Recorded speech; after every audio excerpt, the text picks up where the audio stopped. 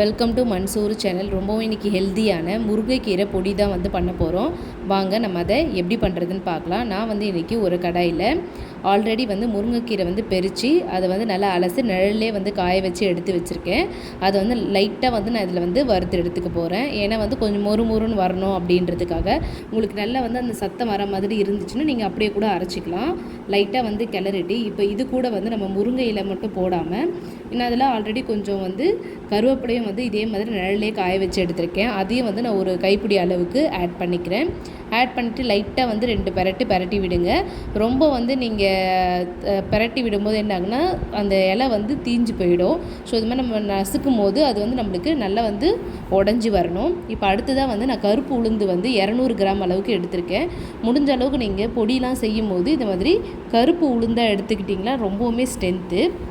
So இது வந்து நம்ம நல்லா வந்து வறுத்து நீங்கள் எந்த ஒரு பொருளை வறுக்கும் போதுமே மீடியம் ஃப்ளேமில் வச்சு நல்லா வந்து இது மாதிரி வறுத்து எடுத்துக்கலாம்.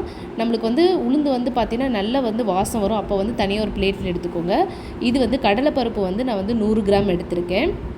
அதையும் வந்து லைட்டாக நல்லா வதக்கிக்கலாம். நம்மளுக்கு கலர் சேஞ்ச் ஆகும்போது லைட்டாக அதுக்கப்புறமா துவரம்பருப்பு 100 கிராம் எடுத்திருக்கேன். அதையும் வந்து ஆட் பண்ணிக்கலாம். ஆட் பண்ணிவிட்டு இதை நல்லா வந்து வறுத்து எடுத்துக்கலாம். கலர் சேஞ்ச் ஆகுது பார்த்தீங்களா? இப்போ இது மாதிரி வரும்போது இது தனியாக ஒரு பிளேட்டில் மாற்றிக்கோங்க. இது கூட உடச்ச கடலை வந்து நான் வந்து 50 கிராம் அளவுக்கு எடுத்திருக்கேன். ஏன்னா வந்து நம்ம பருப்பு பொடி வச்சு சாப்பிட்றா இருந்தால் உடச்ச கடலை அதிகமாக போடலாம்.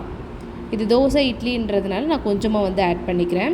இது கூடவே ஒரு 10-20 அளவுக்கு நான் பாதாம் வந்து எடுத்துக்கிறேன். பாதாம் வந்து ஆப்ஷனல் தான், வேணுன்றவங்க நீங்கள் ஆட் பண்ணிக்கோங்க, வேண்டான்னா ஸ்கிப் பண்ணிடலாம். நான் குழந்தைங்களுக்கு கொடுக்கறதுனால பாதாம் ஆட் பண்ணியிருக்கேன். பூண்டு வந்து உங்களுடைய வாசனைக்கு ஏற்ற மாதிரி நீங்கள் வந்து ஆட் பண்ணிக்கலாம். நான் குழந்தை வந்து அதிகமாக பூண்டு எடுத்துக்க மாட்டேறான்றதுக்காக நான் வந்து கொஞ்சமாக வந்து பூண்டு ஆட் பண்ணியிருக்கேன். இதில் 2 ஸ்பூன் அளவுக்கு ஜீரகம் வந்து ஆட் பண்ணிக்கலாம். ஜீரகம் வந்து லைட்டாக பொரிஞ்சு வரும்போது தனியாக வந்து எடுத்து வச்சுருங்க. இப்போ இது கூடவே உங்களுடைய காரத்துக்கு தகுந்த மாதிரி மிளகாய் வந்து நீங்கள் ஆட் பண்ணிக்கோங்க. மிளகாய் வந்து பார்த்திங்கன்னா நான் கொஞ்சம் அதிகமாகவே போட்டிருக்கேன். ஸோ உங்களுடைய காரத்துக்கு தகுந்த மாதிரி மிளகாய் வந்து எடுத்துக்கோங்க. இது வந்து நல்லா எல்லாத்தையுமே வந்து ஆற வச்சுருக்கேன். இப்போ இதை வந்து நீங்கள் வந்து எல்லாத்தையுமே வந்து நல்லா ஆறுனதுக்கப்புறமா நம்ம ஒரு மிக்ஸி ஜாரில் போட்டு அரைச்சிக்க போகிறோம். ஃபஸ்ட்டு வந்து நான் முருங்கைக்கீரையை வந்து அரைச்சி எடுத்துக்கலாம். இப்போ பார்த்திங்கன்னா இதை வந்து நம்ம அரைச்சி எடுக்கும் போது பார்த்திங்கன்னா இது நல்லா இந்த மாதிரி பொடியாக அரைச்சிக்கோங்க. அரைச்சிட்டு இது தனியாக ஒரு பாத்திரத்தில் மாற்றிடலாம். இது மாதிரி வச்சதுக்கப்புறமா நம்ம மீதம் இருக்கிற அந்த பருப்பெல்லாம் வந்து தனியாக அரைச்சி எடுத்துக்கலாம். நான் வந்து பருப்பை அரைக்கும் போது இதில் வந்து பெருங்காயத்தூள் வந்து ஆட் பண்ணுறேன். ஏன்னா பருப்புலாம் அதிகமாக யூஸ் பண்ணுறதில்ல. சரி, உப்பும் பெருங்காயத்தூளும் வந்து பார்த்திங்கன்னா நான் அரைக்கும் போது மட்டும்தான் யூஸ் பண்ணுவேன். பெருங்காய கட்டி இருந்துச்சுன்னா நீங்கள் லைட்டாக வந்து வறுத்துட்டு ஆட் பண்ணிக்கோங்க. அப்படி இல்லாதவங்க இது மாதிரி நீங்கள் அரைக்கும் போது தூள் போட்டிங்கன்னா அந்த ஹீட்டில் வந்து உங்களுக்கு எதுவுமே ஆகாது. ஸோ இது மாதிரி கொஞ்சம் குறைப்பாக அரைச்சி எடுத்து வச்சுக்கலாம். இப்போ அரைச்சதை வந்து நம்ம ஆல்ரெடி வச்சுருக்கோம் இல்லைங்களா, அந்த அரைச்ச இலையோடு மிக்ஸ் பண்ணிவிட்டு இப்போ வந்து நல்லா மிக்ஸ் பண்ணி விட்டுறலாம். நல்லா இது மாதிரி மிக்ஸ் பண்ணி விட்டுருங்க. மிக்ஸ் பண்ணிவிட்டு இது நல்லா ஒரு ஹேர் கண்டெய்னர் பாக்ஸில் வந்து நீங்கள் போட்டுட்டு ஃப்ரிட்ஜில் கூட வச்சிங்கன்னா உங்களுக்கு 6 மந்த் வரைக்குமே நல்லாயிருக்கும். ஒரு ஸ்மெல் எதுவுமே போகாது.